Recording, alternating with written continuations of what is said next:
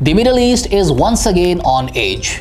Tensions between the United States and Iran are rising as the world watches a possible confrontation unfold. But what is driving this crisis and why does it matter to everyone everywhere? In recent days, the United States has deployed a massive naval armada towards Iranian waters, signaling a show of force amid growing fear of conflict. President Donald Trump has warned Tehran negotiate a nuclear deal or face potential military consequences. This comes at a time when Iran is already under domestic strain.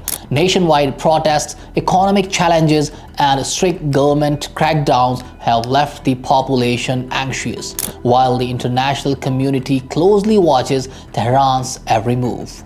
Experts caution that rhetoric can be misleading.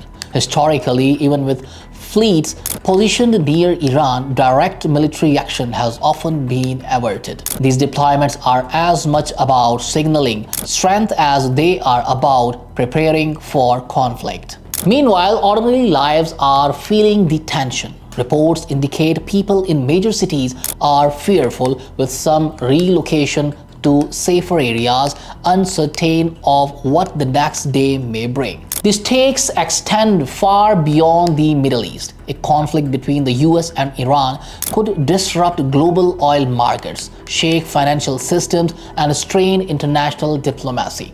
Even distant economies and investors are reacting to this uncertainty. For countries like Pakistan, the implications are significant. Rising oil prices, economic uncertainty, and regional security concerns are all possible consequences for this high-stakes standoff. As the UN-Iran crisis continues to evolve, the world is left watching and waiting. Diplomacy remains the most critical tool to prevent escalation, but uncertainty looms large. Every decision, every statement carries weight in the situation where the margin for error is dangerously thin. One thing is clear. This isn't just a conflict between two nations. It's a situation that affects global stability, economies, and countless lives. Stay informed as this story develops, because the next move could change everything.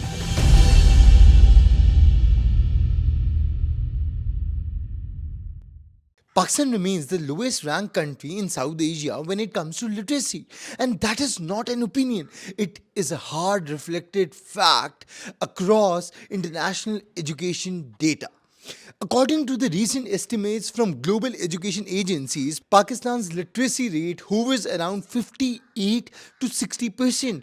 That means nearly 4 out of every 10 Pakistanis cannot read or write at a basic level. In a country of over 240 million people, that translates into tens of millions being locked out of the opportunity before life even begins. Now compare that with the rest of South Asia. Sri Lanka per se has a literacy rate of over 92%. India stands at around 77%. Bangladesh is close to 75%. And even Nepal, despite economic and geographic challenges, has crossed 70%. Pakistan still remains at the bottom of the regional table. The crisis becomes even darker when we look at the gender. Female literacy in Pakistan is estimated to be around 50%, and in some rural districts, it drops far lower. Millions of girls never enter school and millions more drop out before completing primary education. Now, this isn't just an education failure, it's a systematic one. Pakistan has repeatedly pledged to raise education spending, yet education still receives around 2% of the GDP, far below the regional and global averages. Schools lack teachers and teachers lack training, and children are forced into labor instead of classrooms. Now, literacy is just not about reading books, it's about employability, health awareness, civic participation, and breaking cycles of poverty. Until education becomes a real national priority, not just a budget line or an election slogan, Pakistan will continue to lag behind its neighbors. And the cost of the failure isn't regional embarrassment, it is the future of the country itself.